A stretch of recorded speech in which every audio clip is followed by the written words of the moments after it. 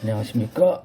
오늘은 아주 좀 특이한 케이스인데, 이게 중개를 하다 보면 임야들이 요즘 많이 나오는데, 사실 이런 임야를 매매를 하기가 상당히 좀 힘듭니다. 힘들다 보면은 제 2차 방안으로 그냥 갖고만 있는다고 해가지고 그게 큰 수익성 건물처럼 뭐 임대료나 차임을 받을 수 있는 게 아니기 때문에 다른 방법을 조금 권해드릴 때가 간혹 있어요. 제가 서로 믿는 분들에게만. 이럴 때는 벌채권이라는 게 있어요. 임야 벌채권. 아주 좀 특이하긴 한데 아마 임야를 많이 하신 분들은 이 부분을 아시고 계실 겁니다. 임야 중에서도 다 되는 건 아니고 보전산지, 준보전산지 이것만 일단은 허가를 시군구 임야과에서 허락을 해 줄 수도 있습니다. 그래서 이런 벌채업자분들한테 권유를 할 수가 있어요. 근데 이게 장시간이 소요가 됩니다. 많게는 3, 4년이 걸려요. 이런 게. 근데 이제 뭐 작은 평수는 안 하고 최소 3,000평에서 한 10,000평, 뭐 그 많은 평수도 원하기는 하는데 이게 장기간 소요가 되기 때문에 이게 좀 리스크는 좀 있긴 한데 어차피 장기 보유 하셔야 될 분들도 있고 잘 팔리지 않는 경우가 있으니까 이런 경우를 한번 활용을 해보시면 됩니다. 첫째는 본인이 갖고 있는 임야를 한번 준보존 산지인지 이 국토계획관리에 어떤 거에 용도지역으로 지정된지를 확인해야 됩니다. 우리가 가장 많이 이용하는 게 토지이용계획원인데 제가 주로 활용하는 거는 산림청에서 상지정보조회 시스템이라고 있어요. 일반 도시지역에서 하시는 분들은 사실 이거를 거의 활용을 안 하시는데 저 같은 경우에는 이걸 종종 봐요. 뭐 저희 사무실에서도 개발하시는 분들도 있고 해가지고 뭐 그분들한테 저도 이런 지도를 활용을 해서 실제로 매매나 아니면은 인허가를 부분을 검토할 때 아주 유용하게 쓰게 합니다. 산림청에 들어가는 산지정보에 들어가면 이곳에는 당연히 이 산지가 보전산지인지 준보전산지인지 개발이 될 수 있는지 여부를 바로 확인합니다. 한 사례를 보고 한번 말씀을 드릴게요.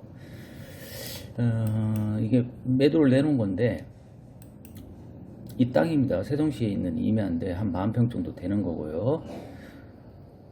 그 지도를 보실 때는 제가 이제 다음 지도나 네이버 지도 같은 경우에는 로드뷰를 많이 보시죠. 근데 산지를 볼 때는 월드 지도라고 해가지고 입체 지도를 현장 답사 전에 제가 꼭 한번 갑니다.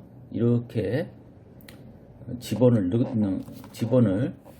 되면 입체 지도로 확인을 할 수 있는데 일단 지도 먼저 검색을 하는데 이게 3D 지도죠. 3D 지도로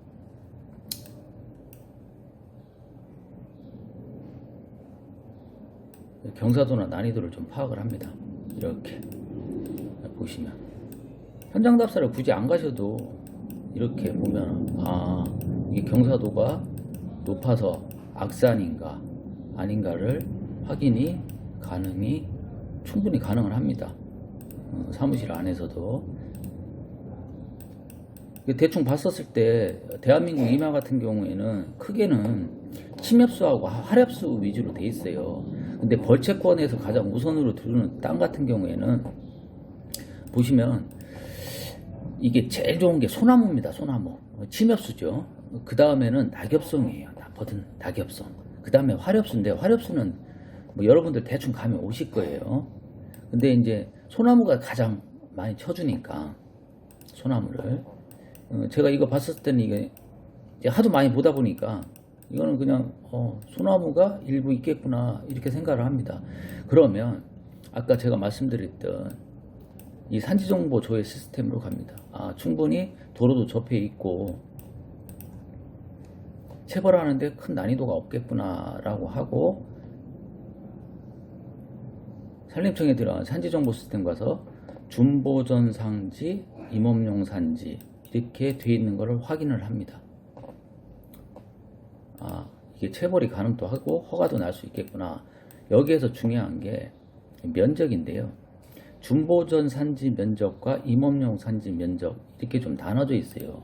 총 10,000평인데 여기에 이렇게 구간이 23,900 9만 회바 16,000구만 해봐. 그래서 여기서 허가가 날 수 있는 면적이 이렇게 딱 나와 있습니다. 23,900이, 한 8,000평쯤 좀 여기에서 임야로 벌채를 할 수 있구나 라고 하는 것을 제가 대충은 알게 됩니다.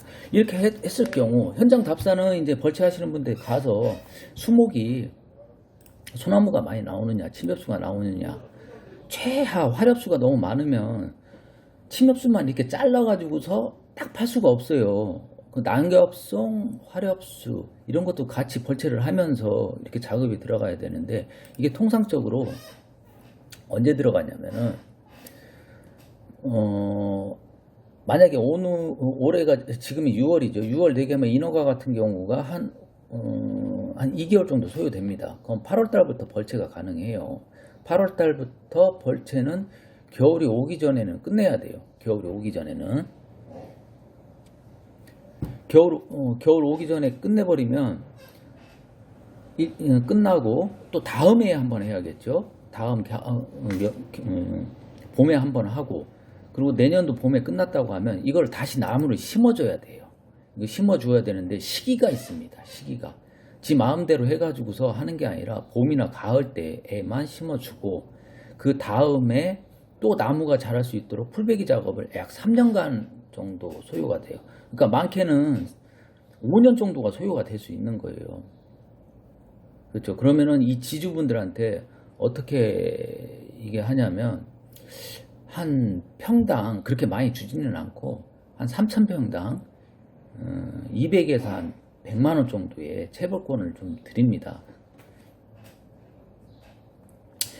이 체벌권을 드리게 되면은 사실 갖고 있는 것보다는 어느 정도 수익이 나고, 그리고 벌채업자를 믿는다고 하면은 중개할 수 있는 방안이 되니까요. 요 부분도 한번 활용할 수 있고, 제가 말씀드리는 건 월드 지도하고 아까 말씀드린 사이트 산지 정보 시스템,